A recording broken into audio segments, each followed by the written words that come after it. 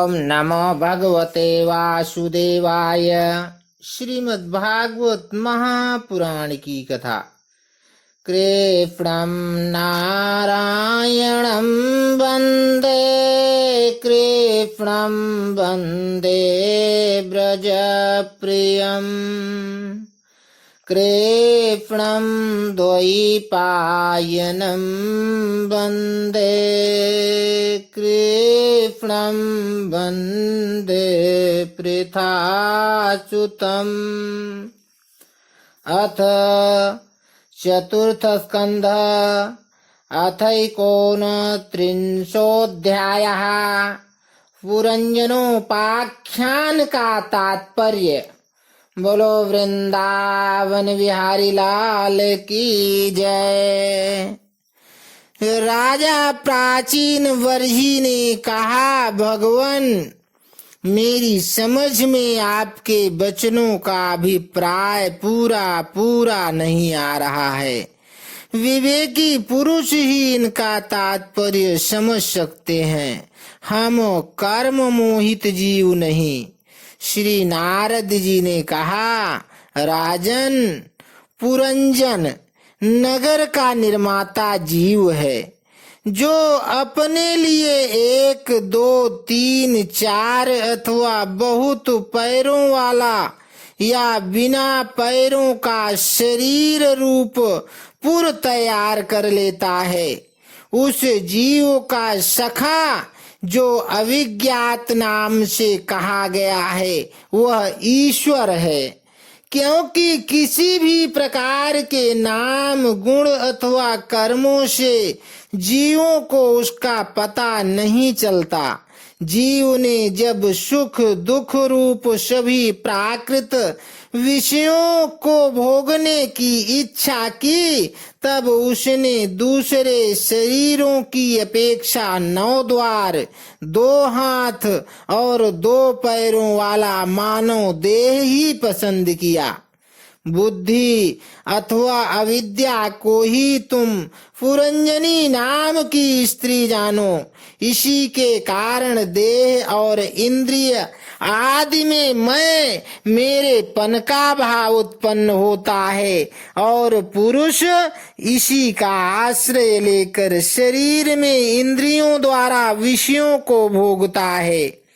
10 इंद्रियां ही उसके मित्र हैं, जिनसे कि सब प्रकार के ज्ञान और कर्म होते हैं।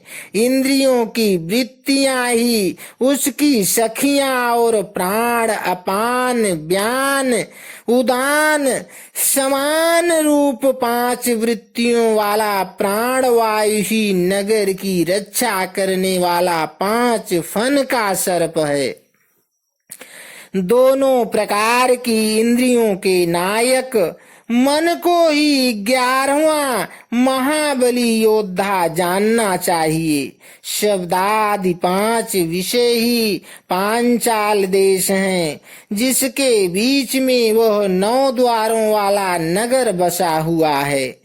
उस नगर में जो एक स्थान पर 2 द्वार बताए गए थे, वे 2 नेत्र गोलक और 2 नासा छिद्र और 2 कर्ण छिद्र हैं। इनके साथ मुख, लिंग और गुदा, ये 3 और मिलाकर कुल 9 द्वार हैं। इन्हीं में होकर वह जीव इंद्रियों के साथ बाह्य विषयों में जाता है। इसमें 2 नेत्र गोलक, 2 नासा छिद्र और 1 मुख, ये 5 पूर्व के द्वार हैं। दाहिने कान को दक्षिण का और बाएं कान को उत्तर का द्वार समझना चाहिए। गुदा और लिंग, ये नीचे के 2 छिद्र पश्चिम के द्वार हैं। खद्योता और आविर्मुखी नाम के जो 2 द्वार एक स्थान पर बतलाए थे, वे नेत्र गोलक हैं, तथा रूप विभ्राजित नाम का देश है, जिसका इन द्वारों से जीव चक्षु इंद्रिय की सहायता से अनुभव करता है। चक्षु इंद्रियों को ही पहले द्युमान नाम का सखा कहा गया है। दोनों नासा छिद्र ही नलिनी और नालिनी नाम के द्वार हैं और नासिका का विषय गंध ही सौरभ देश है तथा घ्राणेन्द्रिय अवधूत नाम का मित्र है। मुख मुख्य नाम का द्वार है, उसमें रहने वाला वागींद्रिय विपण है और रसनेन्द्रिय रस विद रसज्ञ नाम का मित्र है। वाणी का व्यापार आपण है और तरह तरह का अन्न बहुदन है तथा दाहिना कान पितृहु और वाया कान देहु कहा गया है। कर्म कांड रूप प्रवृत्ति मार्ग का शास्त्र और उपासना कांड रूप निवृत्ति मार्ग का शास्त्र ही क्रमशः दक्षिण और उत्तर पांचाल देश हैं। इन्हें श्रवणेन्द्रिय रूप श्रुतधर की सहायता से सुनकर जीव क्रमशः पितृयान और देवयान मार्गों में जाता है। लिंग ही आसुरी नाम का पश्चिमी द्वार है। स्त्री प्रसंग ग्रामक नाम का देश है और लिंग में रहने वाला उपस्थेन्द्रिय दुर्मद नाम का मित्र है। गुदा निरिति नाम का पश्चिमी द्वार है। नरक वैशस नाम का देश है और गुदा में स्थित वायु इंद्रिय लुब्धक नाम का मित्र है। इनके सिवा दो पुरुष अंधे बताए गए थे, उनका रहस्य भी सुनो। वे हाथ और पांव हैं।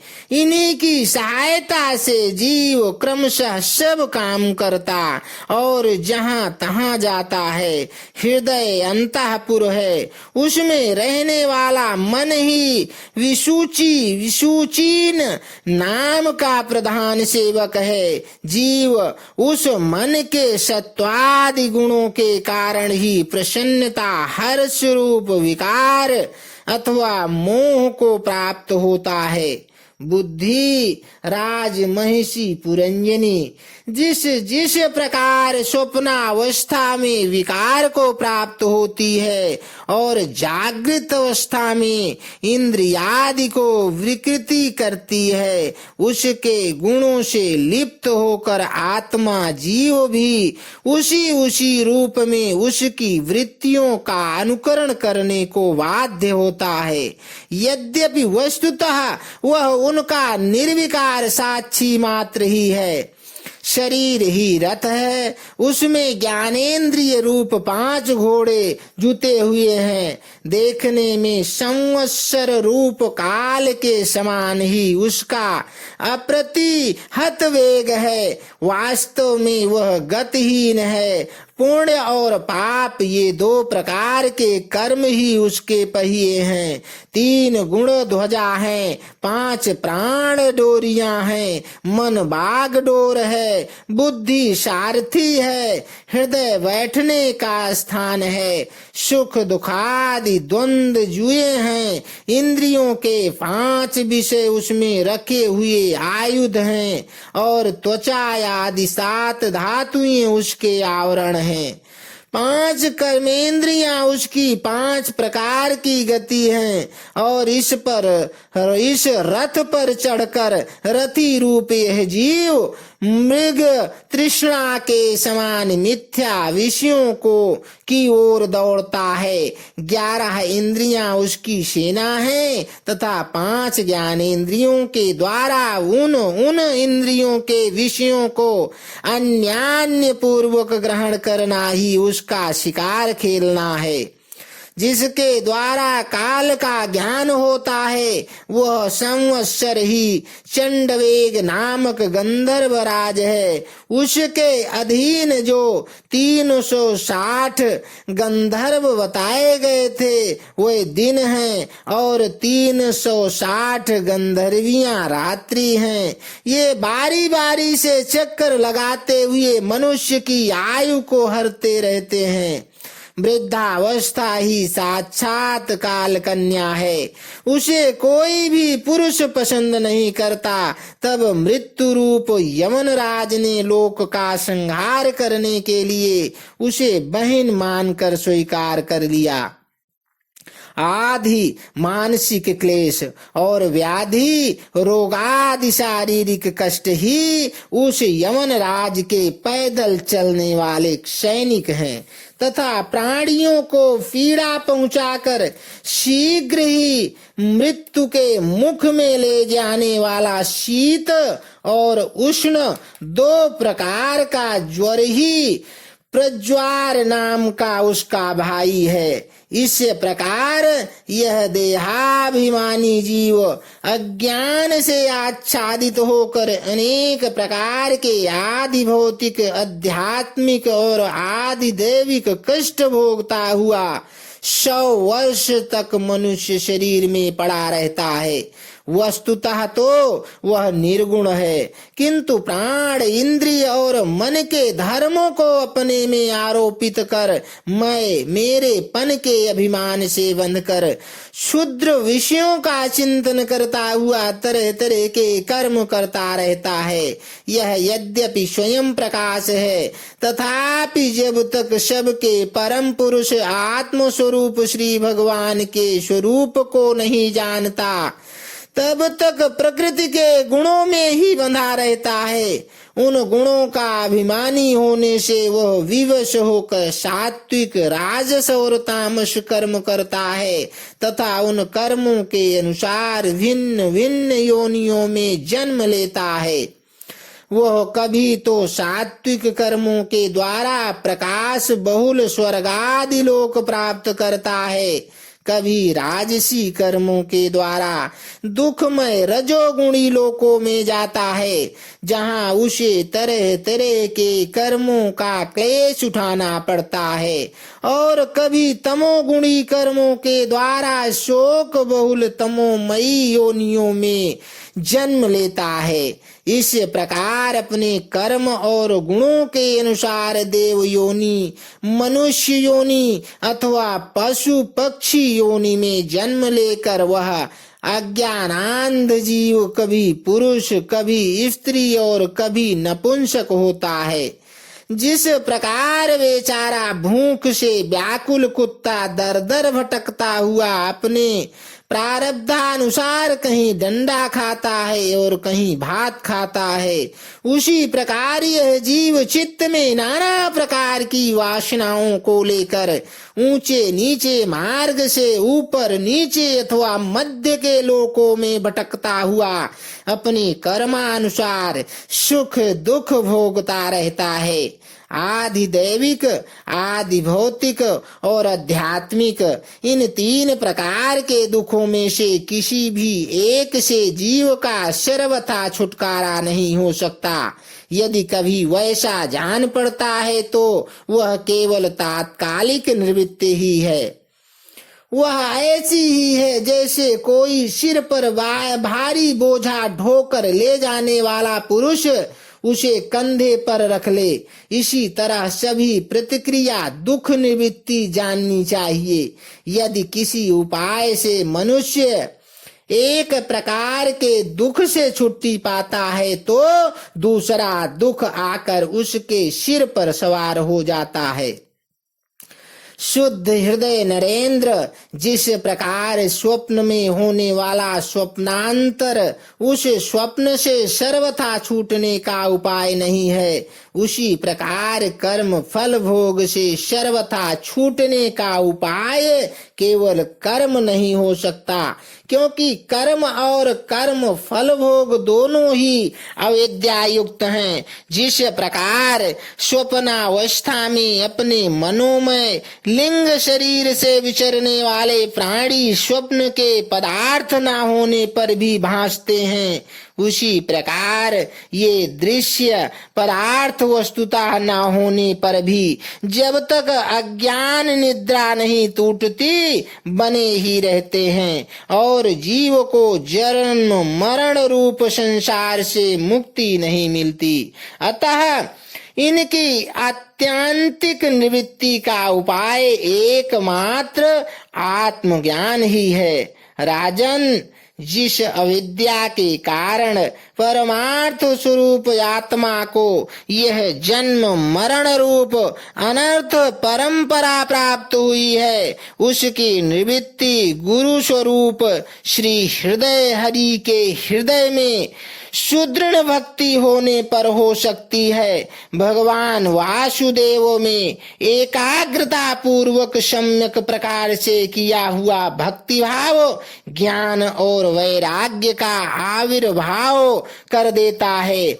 राजर्षे यह भक्ति भाव भगवान की कथाओं के आश्रित रहता है, इसलिए जो श्रद्धा पूर्वक उन्हें प्रतिदिन सुनता है या पढ़ता है उसे बहुत शीघ्र इसकी प्राप्ति हो जाती है।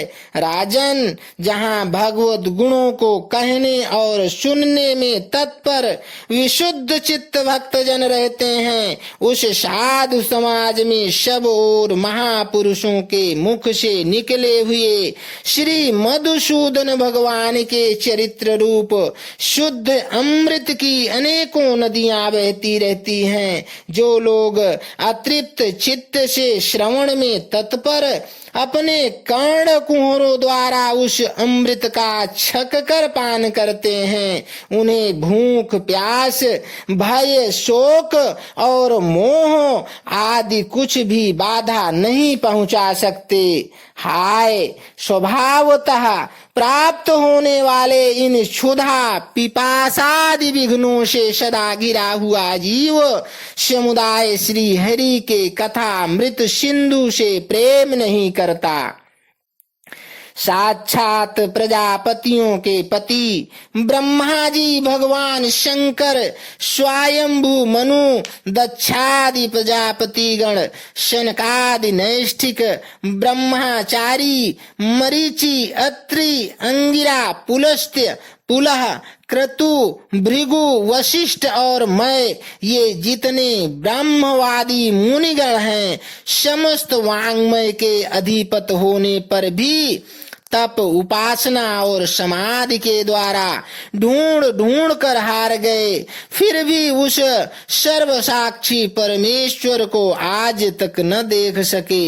वेद भी अत्यंत विस्तृत है, उसका पार पाना हंसी खेल नहीं है। अनेकों महानुभाव उसकी आलोचना करके मंत्रों में बताए हुए वज्र हस्तत्वादि गुणों से युक्त इंद्रादि देवताओं के रूप में भिन्न भिन्न कर्मों के द्वारा यद्यपि उस परमात्मा का ही यजन करते हैं, तथापि उसके स्वरूप को वे भी नहीं जानते। हृदय में बार बार चिंतन किए जाने पर भगवान जिस समय जिस जीव पर कृपा करते हैं, उसी समय वह लौकिक व्यवहार एवं वैदिक कर्म मार्ग की बद्ध मूल आस्था से छुट्टी पा जाता है। वहिर्स्मन्, तुम इन कर्मों में परमार्थ बुद्धि मत करो, ये सुनने में ही प्रिय जान पड़ते हैं, परमार्थ का तो स्पर्श भी नहीं करते।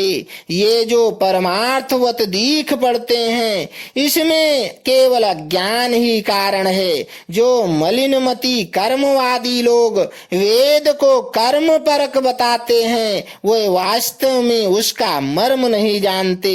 इसका कारण यही है कि वे अपने स्वरूप भूत लोक आत्म तत्व को नहीं जानते, जहाँ साक्षात श्री जनार्दन भगवान विराजमान हैं। पूर्व की ओर अग्रभाग वाले कुशाओं से संपूर्ण भूमंडल को आच्छादित करके अनेकों पशुओं का वध करने से तुम बड़े कर्माभिमानी और उद्धत हो गए हो, किंतु वास्तव में तुम्हें कर्म या उपासना किसी के भी रहस्य का पता नहीं है। वास्तव में कर्म तो वही है जिससे श्री हरि को प्रसन्न किया जा सके, और अविद्या भी वही है जिससे भगवान में चित्त लगे। श्री हरि संपूर्ण देहधारियों के आत्मा नियामक और स्वतंत्र कारक हैं। अतः उनके शरण तल ही मनुष्यों को एकमात्र आश्रय है और उन्हीं से संसार में सबका कल्याण हो सकता है, जिससे किसी को अणु मात्र भी भय नहीं हो सकता। वही उसका प्रियतम आत्मा है। ऐसा जो पुरुष जानता है वही ज्ञानी है, और जो ज्ञानी है वही गुरु एवं साक्षात श्री हरि है। श्री नारद जी कहते हैं कि पुरुष श्रेष्ठ, यहाँ तक जो कुछ कहा गया है उससे तुम्हारे प्रश्न का उत्तर हो गया। अब मैं एक भली भांति निश्चित किया हुआ गुप्त साधन बताता हूँ, ध्यान देकर सुनो। पुष्प वाटिका में अपनी हरिणी के साथ विहार करता हुआ एक हरिण मस्त घूम रहा था। वह दूब आदि छोटे छोटे अंकुरों को चर रहा है। उसके कान भौरों के मधुर गुंजार में लग रहे हैं। उसके सामने ही दूसरे जीवों को मारकर अपना पेट पालने वाले भेड़िए ताक लगाए खड़े हैं, और पीछे से शिकारी व्याध ने बींधने के लिए उस पर बाण छोड़ दिया है। परंतु हरिण इतना बेसुध है कि उसे इसका कुछ भी पता नहीं है। एक बार इस हरिण की दशा पर विचार करो। राजन, इस रूपक का आशय सुनो। यह मृत प्राय हरिण तुम ही हो। तुम अपनी दशा पर विचार करो। पुष्पों की तरह ये स्त्रियां केवल देखने में सुंदर हैं। इन स्त्रियों के रहने का घर ही पुष्प वाटिका है। इसमें रहकर तुम पुष्पों के मधु और गंध के समान क्षुद्र सकाम कर्मों के फलरूप जीभ और जननेन्द्रिय को प्रिय लगने वाले भोजन तथा स्त्री संग आदि तुच्छ भोगों को ढूंढ रहे हो। स्त्रियों से घिरे रहते हो और अपने मन को तुमने उन्हीं में फंसा रखा है। स्त्री पुत्रों का मधुर भाषण ही भौरों का मधुर गुंजान है। तुम्हारे कान उसी में अत्यंत आसक्त हो रहे हैं। सामने ही भेड़ियों के झुंड के समान काल के अंश दिन और रात तुम्हारी आयु को हर रहे हैं, परंतु तुम उनकी कुछ भी परवाह न कर गृहस्थी के सुखों में मस्त हो रहे हो। तुम्हारे पीछे गुपचुप लगा हुआ शिकारी काल अपने छिपे हुए बाण से तुम्हारे हृदय को दूर से ही बींध डालना चाहता है। इस प्रकार अपने को मृग की सी स्थिति में देखकर तुम अपने चित्त को हृदय के भीतर निरुद्ध करो और नदी की भांति प्रवाहित होने वाली श्रवणेन्द्रिय की बाह्य वृत्ति को चित्त में स्थापित करो, अंतर्मुखी करो। जहाँ कामी पुरुषों की चर्चा होती रहती है, उस गृहस्थाश्रम को छोड़कर परमहंसों के आश्रय श्री हरि को प्रसन्न करो और क्रमशः सभी विषयों से विरक्त हो जाओ। राजा प्राचीन वर्षी ने कहा, भगवान, आपने कृपा करके मुझे जो उपदेश दिया उसे मैंने सुना और उस पर विशेष रूप से विचार भी किया। मुझे कर्म का उपदेश देने वाले इन आचार्यों को निश्चय ही इसका ज्ञान नहीं है। यदि ये इस विषय को जानते तो मुझे इसका उपदेश क्यों न करते। विप्रवर, मेरे उपाध्यायों ने आत्म तत्व के विषय में मेरे हृदय में जो महान संशय खड़ा कर दिया था उसे आपने पूरी तरह से काट दिया। इस विषय में इंद्रियों की गति न होने के कारण मंत्र दृष्टा ऋषियों को भी मोह हो जाता है। वेदवादियों का कथन जगह जगह सुना जाता है कि पुरुष इस लोक में जिसके द्वारा कर्म करता है उस स्थूल शरीर को यहीं छोड़कर परलोक में कर्मों से ही बने हुए दूसरी देह से उनका फल भोगता है। किंतु यह बात कैसे हो सकती है? क्योंकि उन कर्मों का कर्ता स्थूल शरीर तो यही नष्ट हो जाता है। इसके सिवा जो जो कर्म यहाँ किए जाते हैं वे तो दूसरे ही क्षण में अदृश्य हो जाते हैं। वे परलोक में फल देने के लिए किस प्रकार पुनः प्रकट हो सकते हैं। श्री नारद जी ने कहा कि राजन, स्थूल शरीर तो लिंग शरीर के अधीन है, अतः कर्मों का उत्तरदायित्व उसी पर है। जिस मनः प्रधान लिंग शरीर की सहायता से मनुष्य कर्म करता है वह तो मरने के बाद भी उसके साथ ही रहता ही है। अतः परलोक में अपरोक्ष रूप से स्वयं उसी के द्वारा उनका फल भोगता है। स्वप्नावस्था में मनुष्य इस जीवित शरीर का अभिमान तो छोड़ देता है, किंतु इसी के समान अथवा इससे भिन्न प्रकार के पशु पक्षी आदि शरीर से वह मन से संस्कार रूप से स्थित कर्मों का फल भोगता रहता है। इस मन के द्वारा जीव जिन स्त्री पुत्रादि को ये मेरे हैं और देहादि को ये मैं हूँ ऐसा कहकर मानता है, उनके किए हुए पाप पुण्य आदि रूप कर्मों को भी यह अपने ऊपर ले लेता है और उनके कारण इसे व्यर्थ ही फिर जन्म लेना पड़ता है। जिस प्रकार ज्ञानेंद्रिय और कर्मेंद्रिय दोनों की चेष्टाओं से उनके प्रेरक चित्त का अनुमान किया जाता है, उसी प्रकार चित्त की भिन्न भिन्न प्रकार की वृत्तियों से पूर्व जन्म के कर्मों का भी अनुमान होता है। अतः कर्म अदृष्ट रूप से फल देने के लिए कालांतर में मौजूद रहते हैं। कभी कभी देखा जाता है कि जिस वस्तु का इस शरीर से कभी अनुभव नहीं किया, जिसे न कभी देखा न सुना ही, उसका स्वप्न में वह जैसी होती है वैसा ही अनुभव हो जाता है। राजन, तुम निश्चय मानो कि लिंग देह के अभिमानी जीव को उसका अनुभव पूर्व जन्म में हो चुका है, क्योंकि जो वस्तु पहले अनुभव की हुई नहीं होती उसकी मन में वासना भी नहीं हो सकती। राजन, तुम्हारा कल्याण हो। मन ही मनुष्य के पूर्व रूपों को तथा भावी शरीर आदि को भी बता देता है, और जिनका भावी जन्म होने वाला नहीं होता उन तत्ववेत्ताओं की विदेह मुक्ति का पता भी उनके मन से ही लग जाता है। कभी कभी स्वप्न में देश काल अथवा क्रिया सामग्री ऐसी बातें भी देखी जाती हैं जो पहले कभी देखी या सुनी नहीं गई, जैसे पर्वत की चोटी पर समुद्र, दिन में तारे अथवा अपना सिर कटा दिखाई देना इत्यादि। इनके दिखने में निद्रा दोष को ही कारण मानना चाहिए। मन के सामने इंद्रियों से अनुभव होने योग्य पदार्थ ही भोग रूप में बार बार आते हैं और भोग समाप्त होने पर चले जाते हैं।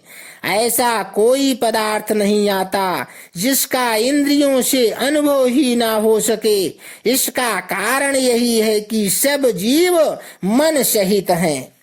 साधारणतया तो सब पदार्थों का क्रमशः ही भान होता है, किंतु किसी समय भगवत चिंतन में लगा हुआ मन विशुद्ध तत्व में स्थित हो जाए तो उसमें भगवान का संसर्ग होने से एक समय समस्त विश्व का भी भान हो सकता है।